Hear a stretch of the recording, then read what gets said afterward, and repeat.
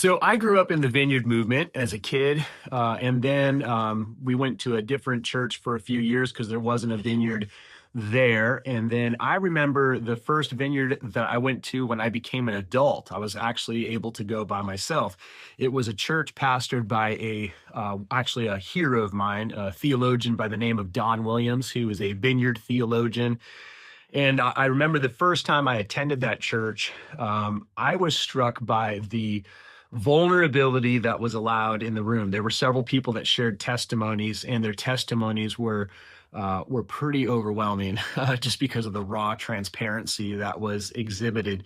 And I do remember as a, probably 19-year-old guy, I thought, man, this is what Christianity should be like. And so I've always wanted to be a part of a community that has a high value on authenticity and vulnerability, being a place where we can be ourselves. And so, as many of you probably know, last Sunday I shared with our whole church community that I'll be going on sabbatical starting tomorrow on July 19th. And I'm going to be basically on sabbatical until September. And part of that is because I have been in ministry for all of my life, adult life, in one way or the other. And then I've spent the last 22 years as a lead pastor serving in two different churches.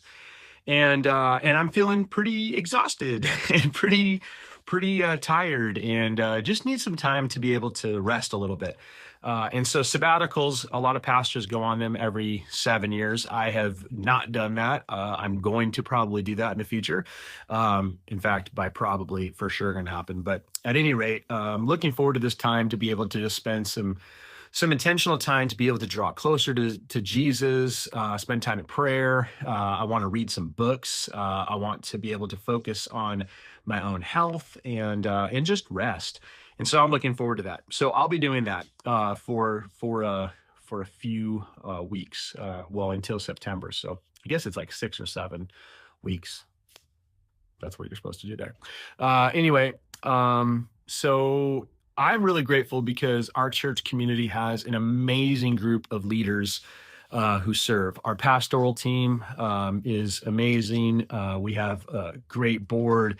We also have some amazing team leaders, and then just so many people that have made this possible. In fact, I just want to go on record as saying I'm so grateful for the support that I've received as I've been vulnerable and talked about the need to be able to rest a little bit, and just feeling exhausted. And maybe that's because of the various things that are happening, not only in church world, but as you probably know, our church has grown a ton in the last couple of years, and but also, as a father of five and kids graduating and all those type of things. So at any rate, I'll be on break. But I want to just say, when I think about our team, I just have nothing but confidence. I'm not worried at all. I have no anxiety about taking a break, just because I know we have people who love Jesus here, people who value the presence and power of the Holy Spirit, people who love the community, people who are going to serve.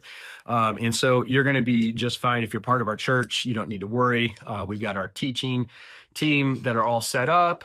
We have some different guest speakers that are going to come in, which I'm really grateful for. And then we have, lots of people who are available to help you if you need any help. So I want to give a huge shout out to a couple of people. Not because there aren't a lot of other people who are involved in this. So if I don't mention your name, it's not that I don't value you. There's literally too many people. But I can say in the last couple of weeks, Carissa, Terry, Sean, have been really, really helpful in kind of putting together some of the plans for Sundays. John and Jody Rowland, who run Celebrate Recovery, are doing an amazing job also stepping up.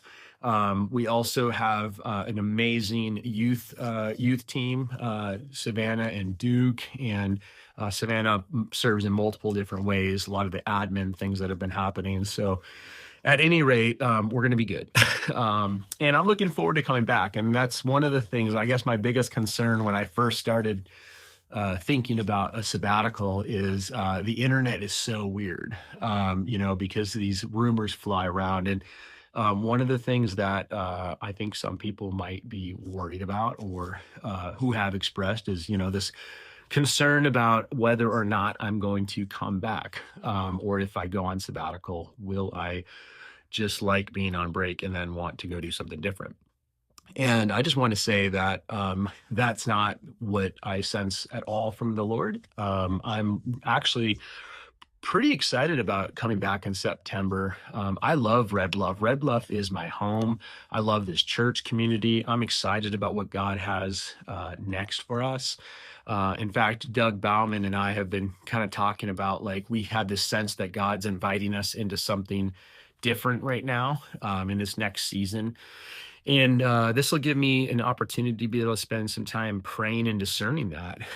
In some ways, I've felt kind of stuck in this, like, I don't know, not system, but just kind of stuck. And I need some time to be able to think about what's next for us. And then also, too, just how to spend a lot of my time. As our church has grown, the responsibilities have grown, and it's hard to balance all those things. So I'm really grateful that I'll be able to kind of figure that part out. So I really need your prayer. I'm hoping that you will pray and that you will just continue supporting our church community, support those who are serving. The Bible in the book of Hebrews encourages us to honor those who serve us. And so for all of the different, the board, the pastoral team, the different team leaders, just encourage them while I'll be away. And so my plans are to spend a lot of time in prayer, a lot of time resting. I'm going to travel a little bit.